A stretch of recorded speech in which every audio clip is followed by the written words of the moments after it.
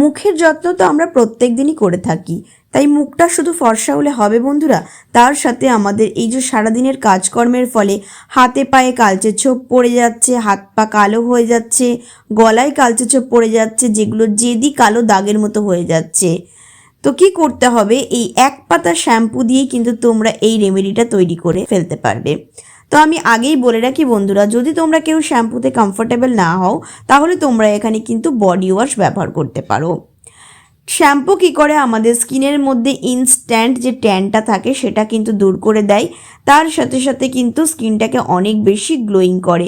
তো চলো তাহলে দেখে নিই কী সেই রেমেডি। তো দেখো, সবার প্রথমে এখানে আমি দিয়ে দিচ্ছি এক পাতা শ্যাম্পু, যেহেতু এটা আমরা পুরো বডিতে করব।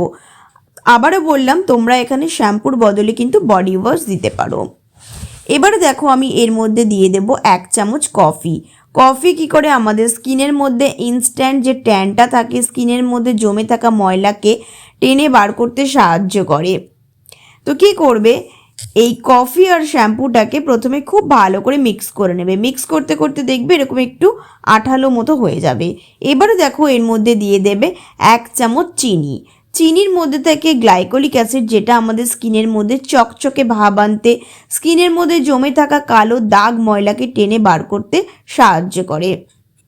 স্কিনে যদি ব্ল্যাকহেডস হয়ে যায়, বিশেষ করে নাকের দুপাশে, সেগুলো কিন্তু খুব ভালো করে এক্সফোলিয়েট করতে সাহায্য করে, আর তার ফলে কি হয়, ব্রণের সমস্যাও কিন্তু আর হয় না। এবারে দেখো, আমি এর মধ্যে দিয়ে দিচ্ছি ছোট চামচের 1 চামচ মতো বেসন।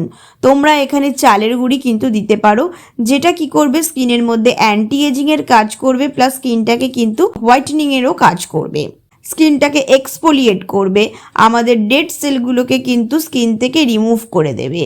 দিয়ে খুব ভালো করে এটাকে মিক্স করে নেবে। মিক্স করে নিলেই কিন্তু আমাদের এই বডি প্যাকটা একদম রেডি।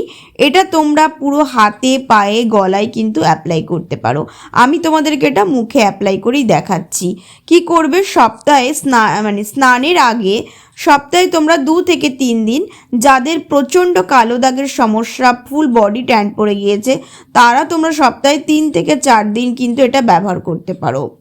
আর যাদের স্কিন একটু বেশি রুক্ষ, তারা কিন্তু এখানে 1 চামচ মতো নারকেল তেল ব্যবহার করতে পারো। আর অয়েলি স্কিন হলে তোমরা এখানে কয়েক ফোঁটা লেবুর রসও কিন্তু ব্যবহার করতে পারো। দিয়ে খুব ভালো করে অ্যাপ্লাই করে একটুখানি 3 থেকে 4 মিনিট একটু হালকা হাতে এভাবে মাসাজ করে নেবে।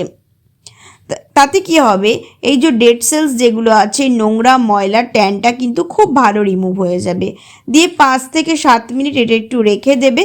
তারপরে আমি এটা একটা ভিজে টাওয়েল দিয়ে মুখটা মুছে নিচ্ছি। তোমরা কি করবে, জল দিয়ে খুব ভালো করে ধুয়ে নেবে।